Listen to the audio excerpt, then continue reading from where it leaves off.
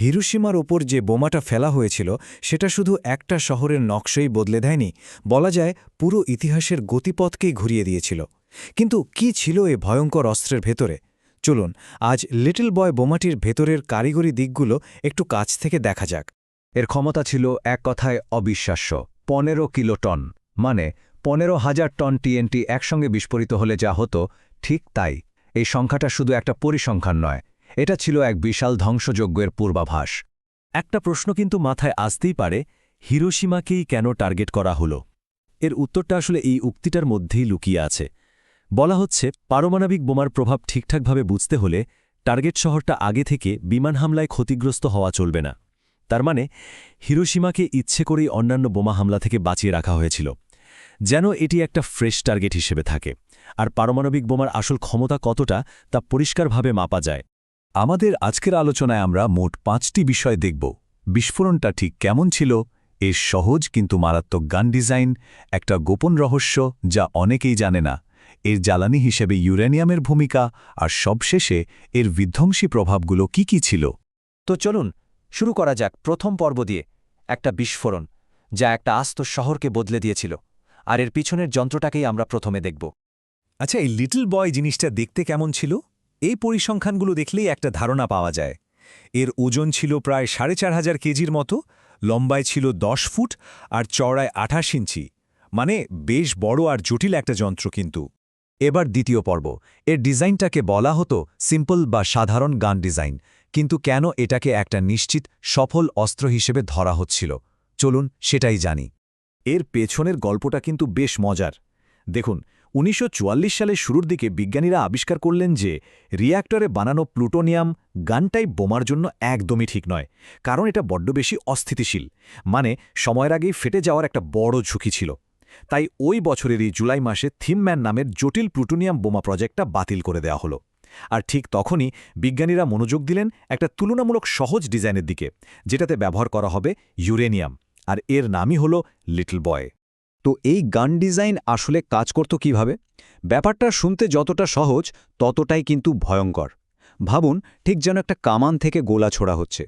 প্রথমে কর্ডাইট পাউডার জ্বালিয়ে দেওয়া হলো, আর সাথে সাথেই ইউরেনিয়ামের একটা অংশ, যাকে বলা হচ্ছে প্রজেক্টাইল, সেকেন্ডে প্রায় 300 মিটার গতিতে একটা বন্দুকের নলের মধ্যে দিয়ে ছুটে গেল। এরপর এই প্রজেক্টাইলটা গিয়ে সজোরে ধাক্কা মারল ইউরেনিয়ামের আরেকটা অংশে, যেটার নাম টার্গেট। আর যেই না দুটো এক হলো, অমনি একটা সুপার ক্রিটিক্যাল মাস তৈরি হয়ে গেল, আর শুরু হয়ে গেল বিধ্বংসী নিউক্লিয়ার চেন রিঅ্যাকশন। এবার আসা যাক তৃতীয় পর্বে, বোমার সেই গোপন রহস্যে। এমন একটা ভুল ধারণা যা প্রায় 50 বছর ধরে চলে আসছিল, সেটা এবার ভাঙা যাক। এখানে কিন্তু আসল চমকটা, প্রায় 50 বছর ধরে মানুষ যা জেনে এসছে, যা ভেবে এসেছে, সেটা আসলে পুরোপুরি ঠিক ছিল না। সবাই ভাবত যে ইউরেনিয়ামের একটা ছোট নিরেড বুলেট একটা বড় ফাঁপা টার্গেটের দিকে ছোড়া হয়েছিল, কিন্তু বাস্তবতা ছিল ঠিক তার উল্টো। আসল ডিজাইনে একটা বড় ফাঁপা প্রজেক্টাইল, যেটা মোট ভরের প্রায় 60%, সেটাকে ছোড়া হয়েছিল একটা ছোট নিরেড টার্গেটের উপর দিয়ে। প্রশ্নটা হলো, বড় অংশটা মানে প্রজেক্টাইলটা ফাঁপা ছিল কেন? এর পিছনে কাজ করেছে দারুণ এক ফিজিক্স। আসলে কোনো তেজস্ক্রিয় পদার্থের টুকরো যদি ফাঁপা হয়, তাহলে তার ক্রিটিক্যাল মাস বেড়ে যায়। এর মানে এই ফাঁপা আকারটার কারণে অনেক নিউট্রন বাইরে বেরিয়ে যেতে পারত, ফলে সময়ের আগেই চেইন রিঅ্যাকশন শুরু হওয়ার ভয় থাকত না। আর এই ডিজাইনের কারণেই বিস্ফোরণের ঠিক আগ মুহূর্তে সবচেয়ে বেশি পরিমাণ তেজস্ক্রিয় পদার্থকে নিরাপদে এক জায়গায় আনা সম্ভব হয়েছিল। চতুর্থ পর্ব, ইউরেনিয়াম। এই গান টাইপ ডিজাইনটা যে উদ্ভাবন সম্ভব হয়েছিল, তার পেছনের মূল উপাদান এটাই।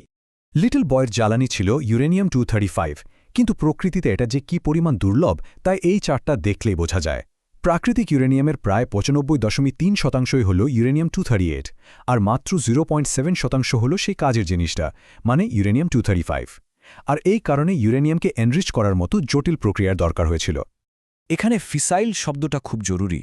কোনো আইসোটোপকে ফিসাইল তখনই বলা হয় যখন সেটা ধীরগতির নিউট্রনের আঘাতেও একটা পারমাণবিক চেইন রিঅ্যাকশন চালিয়ে যেতে পারে। আর মজার ব্যাপার হলো, প্রকৃতিতে পাওয়া একমাত্র ফিসাইল আইসোটোপ কিন্তু এই ইউরেনিয়াম 235। তবে সবচেয়ে অবাক করা বিষয় হল, লিটল বয় অস্ত্র হিসেবে কতটা অদক্ষ ছিল।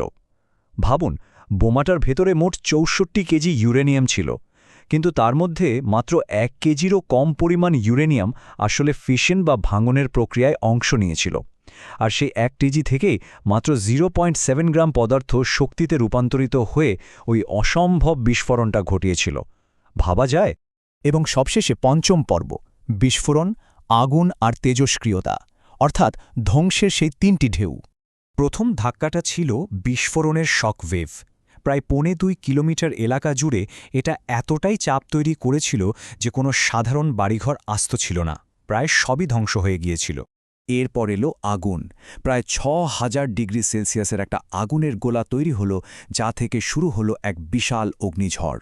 প্রায় 3.25 কিলোমিটার ব্যাসের এই আগুন বিস্ফোরণে ধ্বংস হয়ে যাওয়া শহরটাকে পুরোপুরি ক্রাশ করে ফেলল। আর তৃতীয় প্রভাবটা ছিল অদৃশ্য, কিন্তু সবচেয়ে মারাত্মক, তেজস্ক্রিয়তা। বিস্ফোরণের সাথে সাথে নিউট্রন আর গামা রশ্মির একটা মারাত্মক ঢেউ ছড়িয়ে পড়ল, যা প্রায় 1.5 কিলোমিটার এলাকার মধ্যে থাকা যে কোনো প্রাণীর জন্য ছিল নিশ্চিত মৃত্যু।